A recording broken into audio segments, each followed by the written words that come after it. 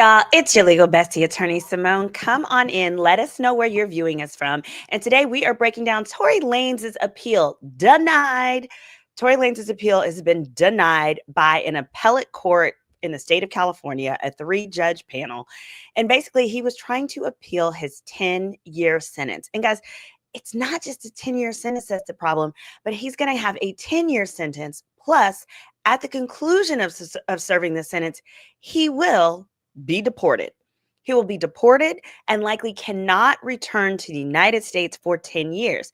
So for a rapper who made the majority of his music from American touring, etc., it is like a death sentence, y'all. So we definitely want to, let us know where you're watching us from. I got the comments on. Make sure to hit that like as you come on. Now let's just jump right into it. Now I said before, y'all, I don't think this appeal was going to work. The main reason I said that previously was because one of the grounds he was leaning on was new evidence. What was the new evidence? Allegedly, the new evidence was the fact that his driver would be able to testify to the fact that he, in fact, saw Megan with the pow pow in her hand. But here's the thing, guys. It's not considered new evidence if it's evidence that was available for you to present when there was the trial. That was available. See, what happened was Tory Lanez's legal team made a judgment call. They felt like they were rocking and rolling with this case. And as someone who covered the case every day, I have to agree. Now, some people who may not understand how we do things here on Legal Bestie's channel, they feel like, oh, I've seen people make comments to say, you need to pick a side and stick with it. No, baby, that's not how the law works. Maybe that's how it works with the Google jail law school that you went to from your penitentiary cell. But in the real world, when I evaluate how a case is going, it changes day by day based on the testimony. One day, one side can win. If you followed my coverage of the Diddy trial, that's how it was. And the next day, the other side could be presenting better. And here, I felt that Tory Lanez's side was winning all the way through. When they put Kelsey on the stand and Kelsey had amnesia, me not speak no English. I don't know. I don't remember. She don't remember nothing. And Kelsey was the star witness for the prosecution. When the prosecution's star witness can't remember, that absolutely leans in favor of the defense. But where he effed up at was that Tory's team didn't have to call not nary witness. Okay, I'm from Texas. I'm from the South. We say nary. Tory's legal team did not have to call not nary witness. If you watched the Diddy trial or followed it, Diddy didn't call nary witness. He rested because he felt that the prosecution didn't do their job. If Tory had done that, I'm saying today, I believe Tory would have won. The problem was Tory Lanez called one witness, and that was the neighbor, and that was the sole witness that put the pow pow in Tory's hands. If Tory had stopped and not called nobody, no one would have placed the pow pow in his hands, aside from Megan. And nobody believed Megan because Megan said that he shot up in the air and then said, dance, Bree, dance. And it was proven those words were never actually spoken. That didn't happen, right? Also, we had Kelsey, who was Megan's bestie, who didn't put the pow pow in Tory Lanez's hand either.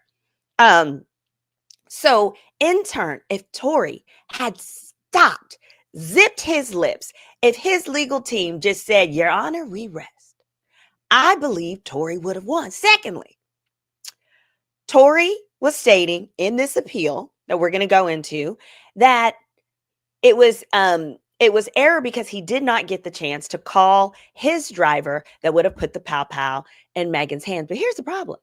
The trial was coming up right before Christmas. And Tory's team felt like they had good momentum. And what the judge said was, listen, if you want to call the driver that's going to put the pow pow in Meg's hands, we can do it, but we're going to pause the trial now and we will resume trial after Christmas. So it was going to be about a 1-week break. Tory's legal team made the judgment call and said No. They said, we're on a roll.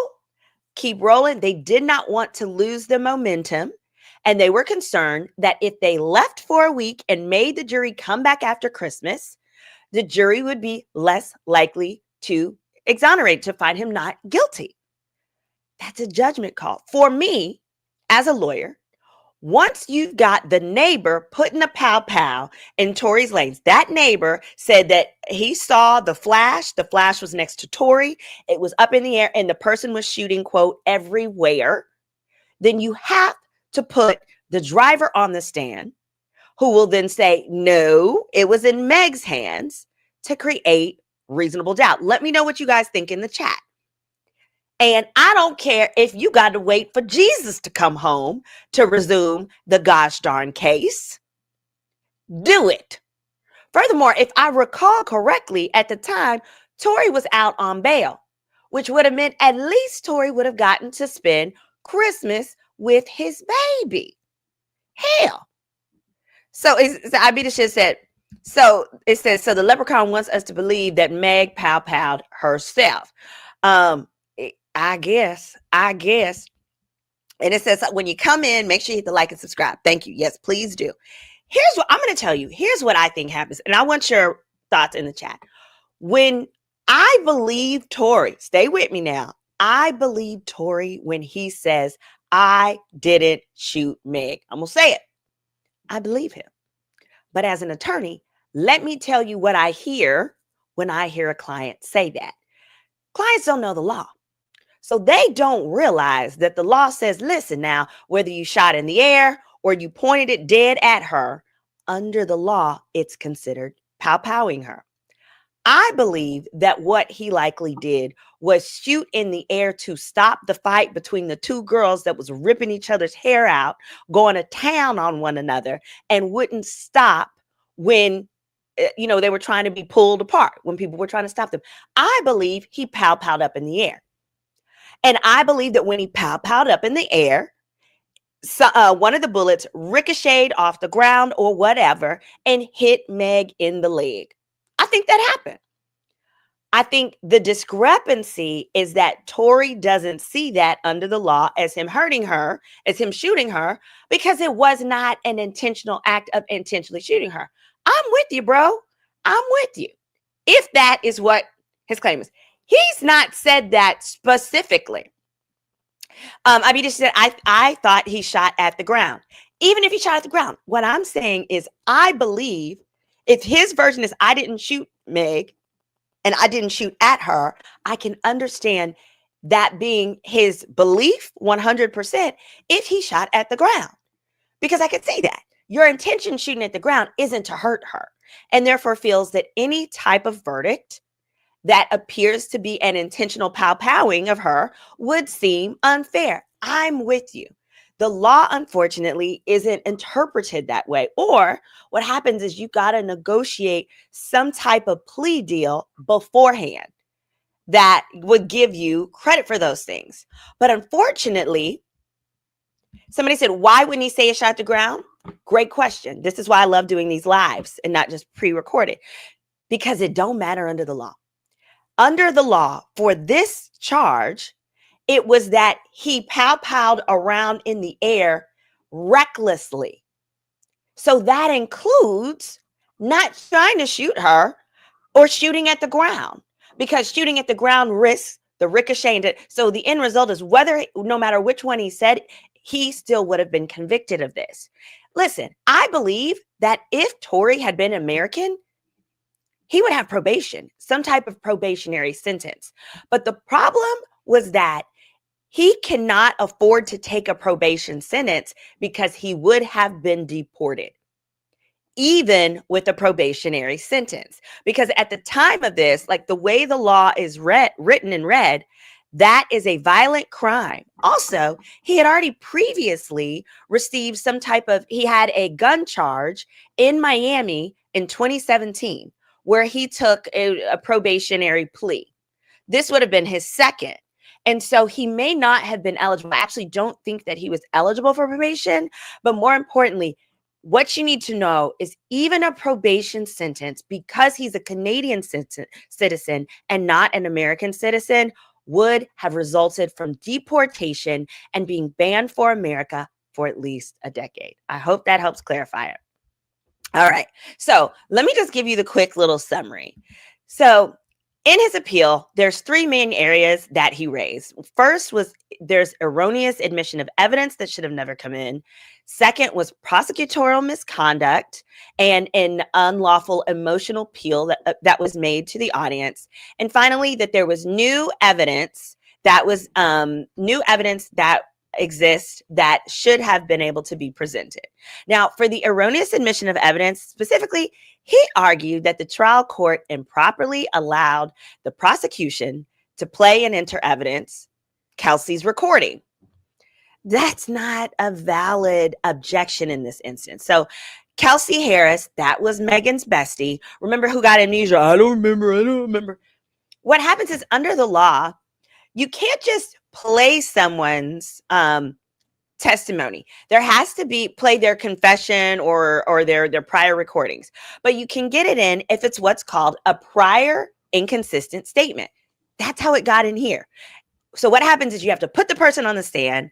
On the stand, that person has to pretend like they don't remember what they said or say something contradictory to what they previously told the police. And then you can play the tape. We got a visitor here. Go ahead if you want to say hello there, little mama. Wave. Hurry up.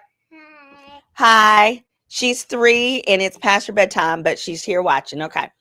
Also, y'all, don't forget, always remember, you can always go to my website, SymoneRedwine.com, which I have up here. I'm playing the clip here. You can go there and schedule a consult with me at any time. Or if you have a real estate closing in the state of Texas, I would be happy to close that for you. You can reach us you can go to SymoneRedwine.com and click at the top for legal consultations there. All right, going back. All right, so they were claiming, so his first objection is that they shouldn't have played the Kelsey tape. And the court was like, hell yes, we should have, because Kelsey got up there and acted like she had full-blown amnesia, didn't she? She acted like she had amnesia, like she didn't know nothing. Act like you don't understand. Pretend like you don't understand. Show me how you act if you don't get it. Be like, That's right. Okay, almost time to go to bed. Secondly, he also challenged the admission. Now, remember this, of an Instagram comment that he made, y'all. This fool, there was a posting where someone had said that Kelsey was the real person that pal-paled Megan.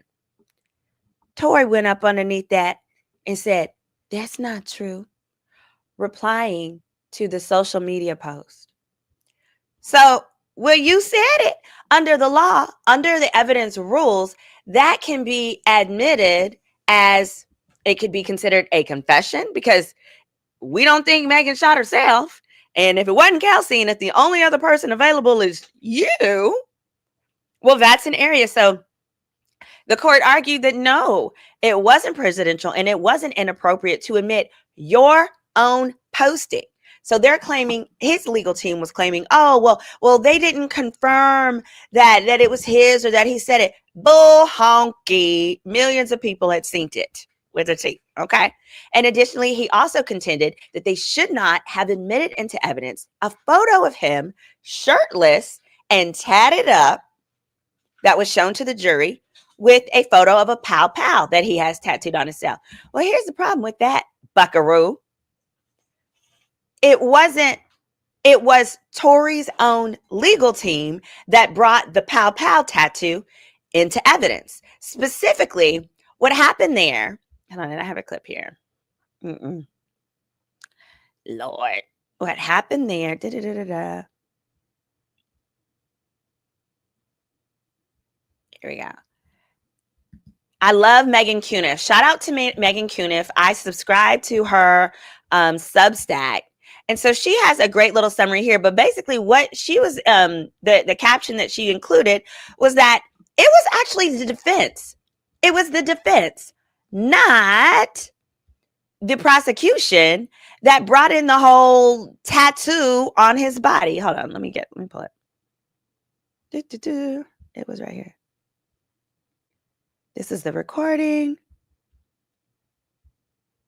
Mm. Oh, here it is. This portion of him and his body with the gun, specifically, they talk about how in the testimony that went back and forth, it was the prosecutor was just mentioning, the prosecutor never mentioned Tory with the pow pow, but that it was actually, excuse me, it was actually his own legal team that brought in the issue of whether or not the driver had ever seen him with a gun. So the driver went back and forth and said, no, he hadn't seen him with a pow pow. But then, hold on, here we go. Yep, here we are. That he hadn't seen him with the pow pow. But then the prosecution came in and was like, okay, have you ever seen him with a gun? He was like, no, I haven't. And then they showed the photo of the tattoo. That's how the pow pow was brought in. In other words, your legal team opened the door. You can't complain about it now. And then secondly, there was a number of areas where he claimed that the prosecutors acted impermissibly.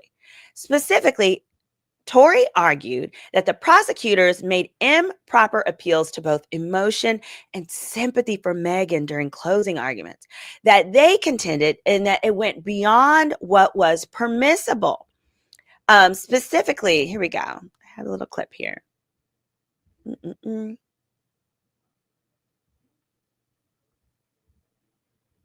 We got it here.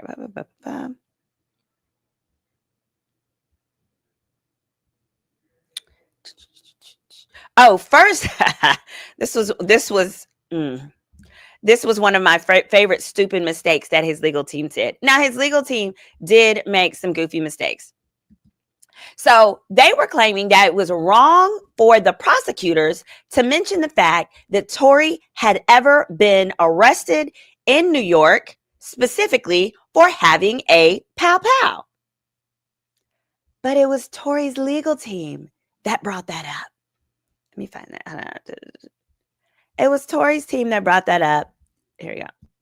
Not the prosecutor. Specifically, it says, Tory's legal team said, was my client on probation? He said, no, not to my recollection. And then they went on to say, Mr. Lanez was actually on a Florida probationary term that started in 2027.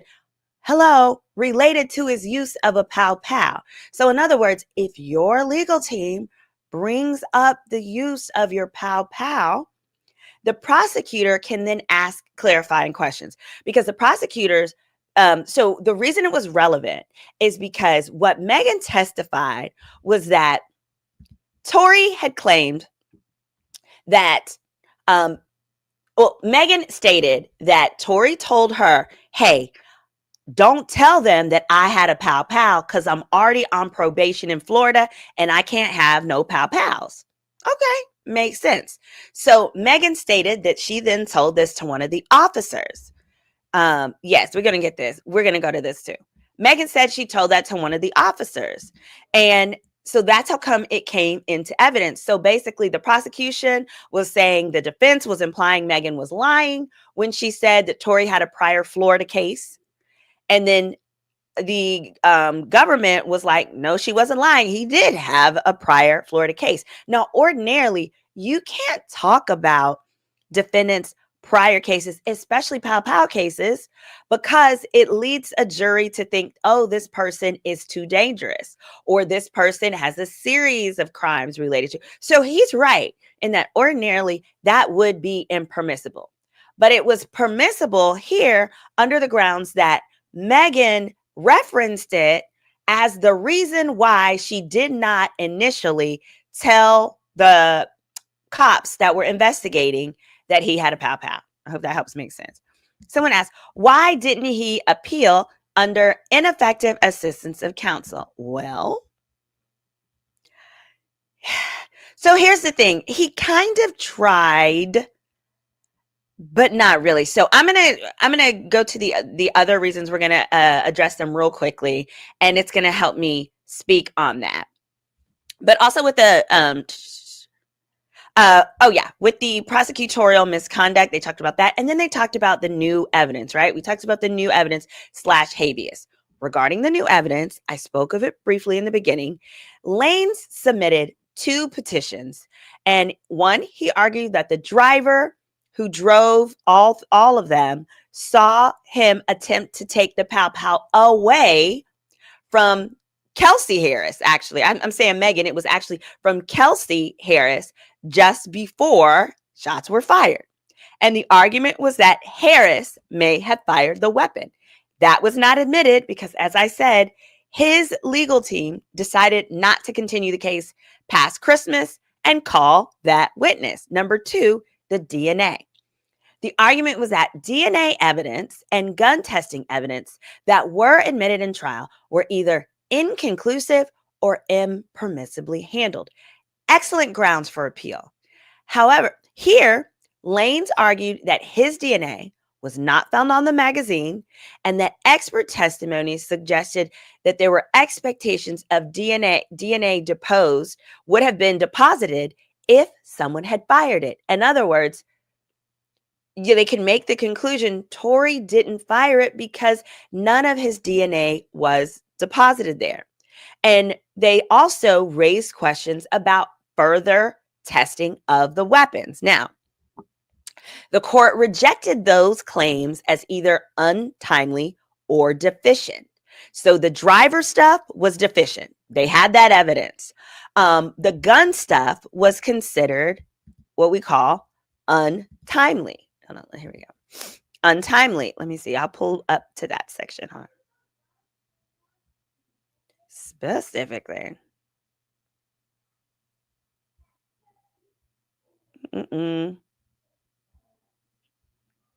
Yeah. Hold on. Here we go. Here we go. It was. Oops.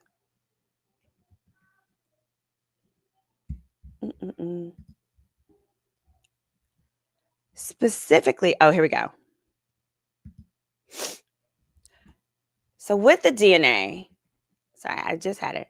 All right. His argument with the DNA is that when it was presented at trial, basically, it didn't follow the standards that you would usually use to test the DNA.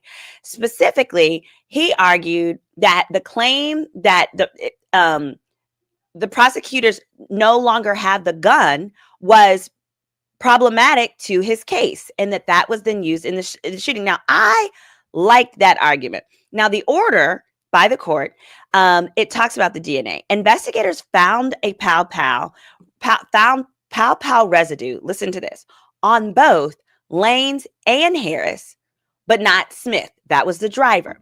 They never took DNA samples, though, from Harris, but the prosecutors and the state attorney general's office argued, hey, it doesn't matter because the criminologist that tested the stuff determined that a male contributed 90% of the DNA swabbed from the gun. In other words, it had to have been Tory was the allegation, and that the remaining types of DNA were too small to determine one way or the other. So that officer then testified that Tory Lanez's DNA was not found on the gun magazine, but that he could neither be excluded or included as a contributor to the DNA found on the pow pow. So the magazine is the part that goes in, but that he couldn't be excluded from the pow pow. Now, Lanez's defense expert testified to the same results, although he also said that he would expect that someone who fired a pow pow 5 times to have left behind detectable DNA. So that was helpful. In other words, if it was Tory, you should have seen Tory's DNA on the gun. I like that argument. But in the appellate court, Lanez's petition that he submitted, it argued that jurors should have heard that it was more likely that a random member of the Black community contributed to the mixture of DNA than that Tory Lanez did. That's the argument.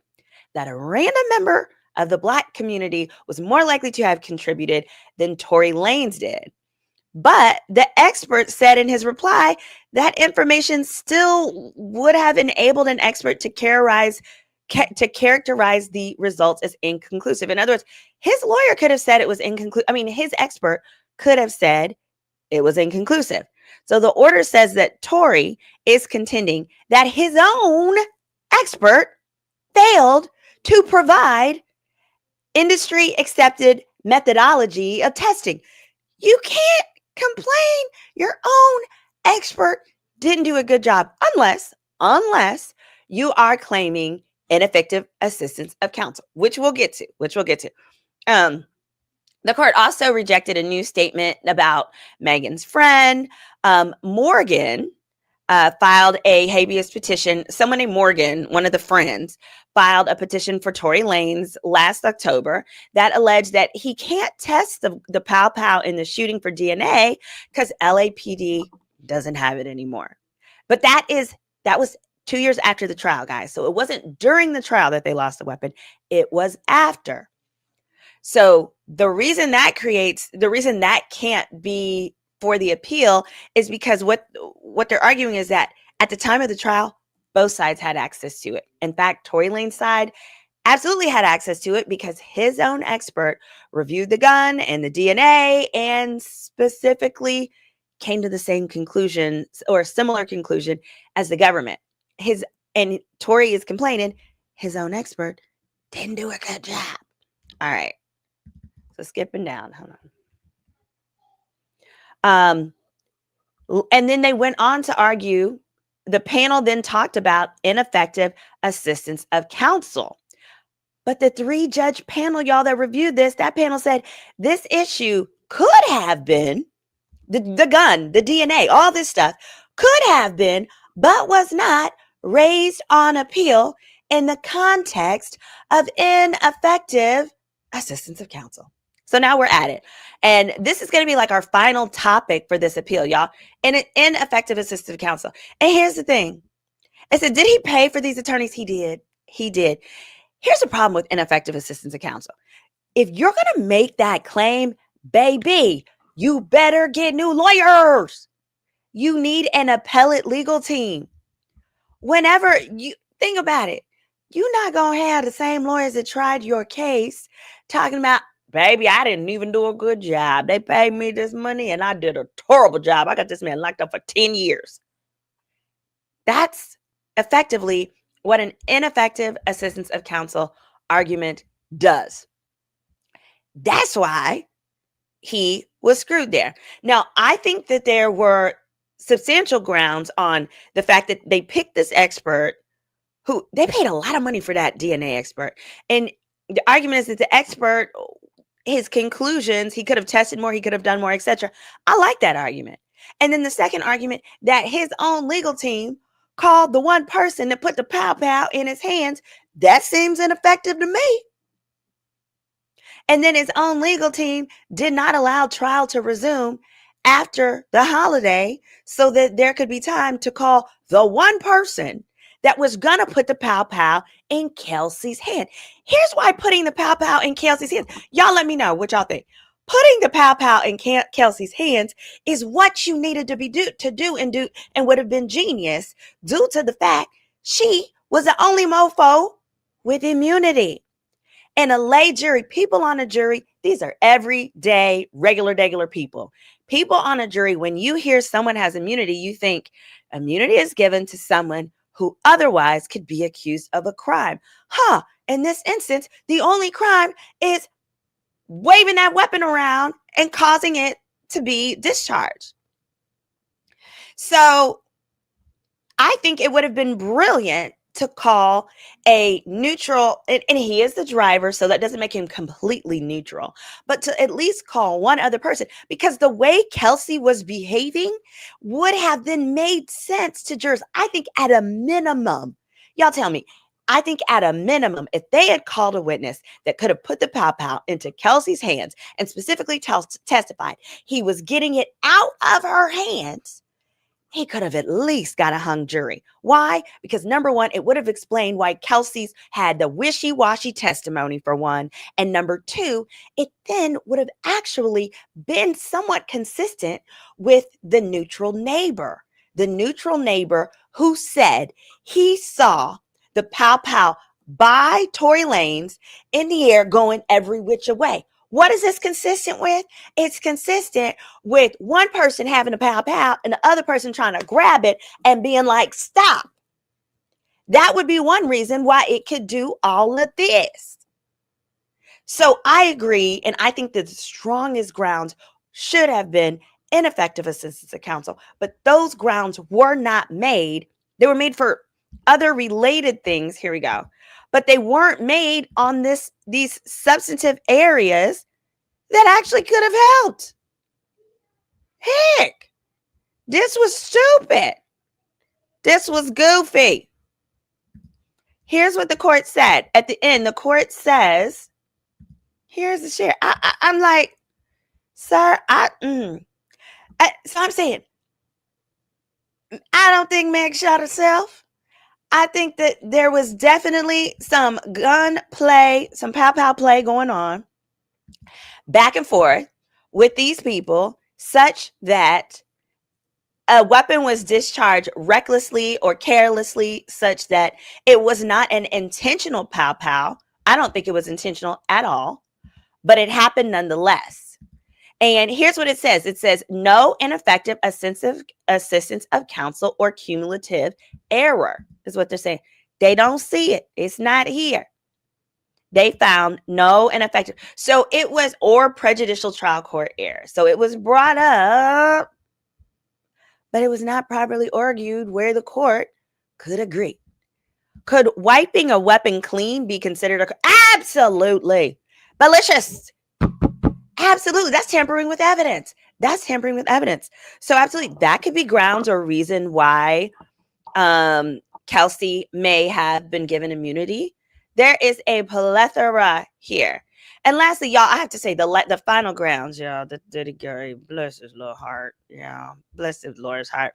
The final grounds is Tory Lanez's legal team invoked the California Racial Justice Act. Now, in that act, he was seeking discovery of statistics regarding the charging, conviction, and sentencing disparities involving, quote, celebrities of all races in cases that involved firearm enhancements, because that's what this case had. In other words, he could have been sentenced to less time, but because a pow was involved under California law, they can ratchet up the charge. So he argued he was entitled to that evidence. Now, the court said, we're not completely denying that request, but you have to present more evidence that there was some purposeful bias or discriminatory motivation, evidence of discriminatory motivation that was used in the sentencing. And then if you can produce that, then under the law, you may be entitled to a reduction of your sentence under the Racial Justice Act of California. I love this act. The gist of what this act does and says is people should be sentenced similarly based on the crime, irrelevant of their race. So like in Texas, we had that rich white boy who unalived 2 people drunk driving as a teenager and served 0 days of jail, got straight up probation under the influenza defense. Like, oh, going to prison won't be any good for him. He's so rich, that won't help. You need to give him probation and treatment and therapy. That's a prime example of how someone of a different race and socioeconomics was sentenced much more leniently than a Black person would have been, or a Hispanic person doing the same thing, period. So California is fantastic for having that act. So yeah, this whole thing is confusing and sad, but by and large, the so-called new evidence the court found that he presented wasn't in fact new evidence. It was evidence that previously existed and that could have been presented, but that his legal team made a judgment call and decided not to present. The testimony that was provided by his own witness that was called, which was that neighbor, put the pow in his hand. The Instagram posting that he said should not have been admitted was his own response, saying that's not true, when someone else said it was Kelsey who had the pow. That's all the more reason I'm saying that they should have called the driver to the stand to put that pow in Kelsey's hands or by Kelsey's hands, because that could have contradicted. Hey, legal bestie. I mean, hey, V from Reality Recap. That could have contradicted Tory's own witnesses. In the end, it appears to me that the best grounds for the appeal actually would have been ineffective assistance of counsel. And those are the grounds that the underlying lawyers that try the case, they never want to argue. You need a special and distinct legal team to make those arguments. He also made some arguments, y'all, about attorney Sean Hawley. Hold on. I can't leave without that. I need to make sure we cover the Sean Hawley argument because I love me some Sean Hawley. Sean Hawley she was one of the attorneys. Here we go. She was one of the attorneys that represented Bill Cosby, among others. But she's a really, really good attorney. She represented Lindsay Lohan when Lindsay Lohan was cutting up and getting in all that trouble. Like she don't play. She is on the stuff. But he actually tried to blame some of the ineffective assistance of counsel on her. And y'all, let me put that up. I'm going to make sure you guys understand that one before we go. Here we go. Add this to the stage. The nerve. So Sean Hawley, she's a woman. Now, the arguments he made about her, the judges was really like, boy, bye. So the justices, it says, seemed particularly annoyed about his arguments about her. It says Peterson's wholesale failure to support any of the allegations about her is telling. Specifically, I'm going to read. It says Peterson's wholesale failure. Now, what he was claiming, about her is, let me pull it up for you.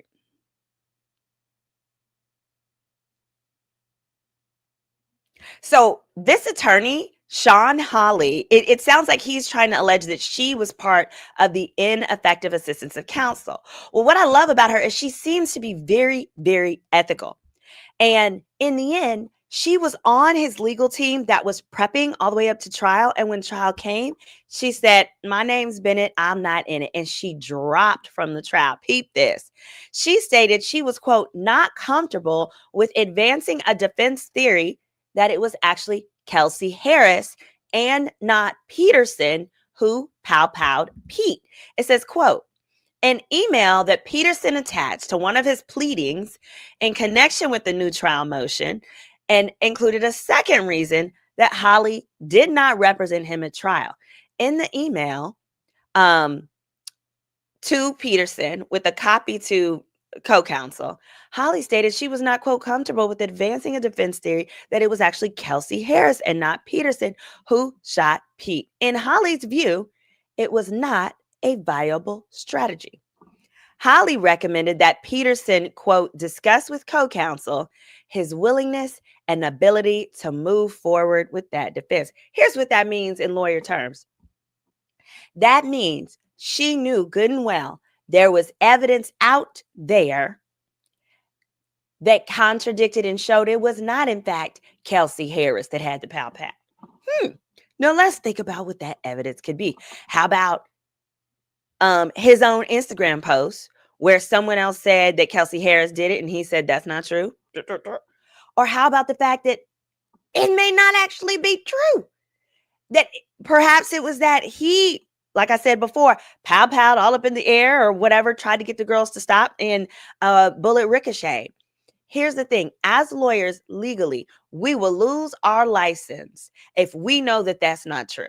If we have evidence that it was not, in fact, Kelsey who had the pow-pow, and we present that argument at trial, even if it gets our client off, we will lose our license. In other words, she said, I'm not about to lose my license for you bald-headed, knuckle-headed scallywag. Excuse me. That's what she meant. And lastly, it says, Peterson's failure to support any of, the claims about Hawley is telling. In a letter and email that he attached to his new trial motion, it reasons that Hawley did not try the case and ultimately withdrew because, number one, she was engaged in a lengthy 7-month arbitration, and 2, she was not comfortable with a defense blaming Harris for the shooting, and 3, after Harris's statements were introduced at trial, she concluded that she had a conflict. but nothing in the record supports the allegation that prosecutors opted to basically entice his lawyer, Holly, into a false sense of security by deceptively assuring they did not believe her to be involved, to be part of the case. In other words, he's trying to claim that Holly pulling out in some way, shape, or form was either as a result of misconduct by the prosecutors or created some form of like ineffective assistance of counsel, and it simply did not. It didn't. It didn't. So, yes, GS Alchemy said she's the only one who has some sense. That was the bottom line, is what it sounds like. So hit that like, hit that subscribe. Wait, Alchemy said, oh my God, that throws Amber Rose's whole argument out the door. He said, the dang on opposite. Yeah. Oh, Amber Rose. Now we know Amber Rose is an idiot. Now that is a bald-headed scallywag if I've ever seen one. And she refers to herself as such. Now, yes, the bald-headed scallywag, Amber Rose, whenever you hear her speak, just go ahead and believe the opposite because you'll be closer to the truth. I think we all know that. So that's it for the Tory Lanez. Drop your questions and comments below and let me know what other topics you'd like for me to cover this week. Good night, y'all. It's your legal bestie, Attorney Symone. You can find me at SymoneRedwine.com or on Instagram at Attorney Symone Redwine. Good night, y'all.